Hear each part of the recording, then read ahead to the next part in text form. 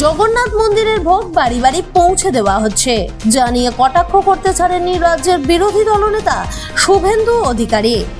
জগন্নাথ দেবের প্রসাদ, মিষ্টি এবং প্যারা বিতরণের পদ্ধতি এবং তৈরির নিয়ম নিয়ে এবার কটাক্ষ করলেন বিজেপির জগন্নাথ। বললেন, মিষ্টি এবং প্যারা এটি ভোট ব্যাংকের রাজনীতি।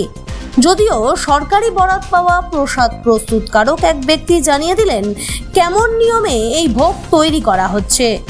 Bureau report, Bangla time. দেখুন, মমতা ব্যানার্জি প্রথম থেকেই মানুষকে বোকা বানাচ্ছে, ধোঁকা দিয়ে রাজনৈতিক ক্ষমতা দখল করেছে।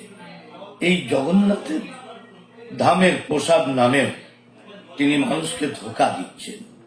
তিনি কি করছেন, জেলার বিভিন্ন জায়গায় সরকারিভাবে মিষ্টির দোকানদারকে টেন্ডার দিয়ে প্যাকেজিং এর কাগজ পাঠিয়ে দিয়ে তাতে দুটো করে মিষ্টি দিচ্ছে।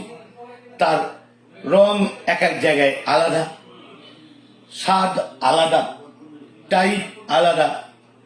আসলে জগন্নাথ ধামে প্রসাদ হলে সেই দীঘাতেই তার এক জায়গায় তৈরির বরাত দিতে হতো এবং সেটা ভোগের অংশ দিয়ে তাকে উৎসর্গ করেই এই প্রসাদ বিতরণ করা উচিত ছিল। এ ধর্মের নামে মানুষকে বোকা বানাচ্ছে। আবার তিনি দিচ্ছেন 57%, অর্থাৎ সংখ্যালঘুদের তিনি দেবেন না। আসলে তো এটা মিষ্টি, সরকারি ব্যয়ে ভোটের আগে তিনি মিষ্টি খাওয়াবেন হয়তো 20 টাকা করে, আর যারা বিলি করবেন তাদের 1 টাকা করে কমিশন দেবেন। এইটা না করে সরাসরি মিষ্টি বলে যে আমাকে ভোট দিও 26-এ, আর একটু বেশি করে মিষ্টি পাঠাতে পারতেন বাড়িতে বাড়িতে।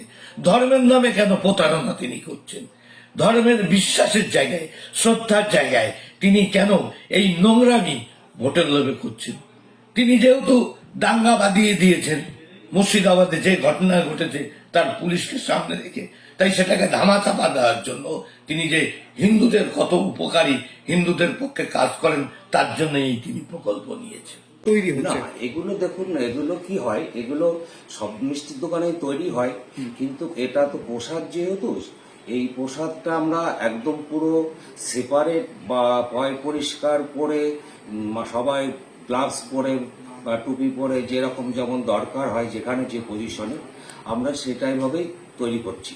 সেটাই হচ্ছে ডিব্বা করে একদম মেন ক্ষীরটা এসছে, সেটা পুজো হয়েছে, সেই ক্ষীরটা সব প্রসাদের মধ্যে কিছু কিছু করে দিয়ে আমরা এটার সঙ্গে মিশিয়ে কাজ করছি। না না, এটা ভুল ধারণা, কারণ এটা একদম আপনারা দেখুন পুরো পরিষ্কারভাবে, পুরো মানে যেভাবে আমার এই ঠাকুর ঘরে রাখা আছে বা আমরা যেখানে মানে কোনো কিছু যাতে নষ্ট না হয় সেইভাবে প্রোটেকশন দিয়ে কাজ করছি।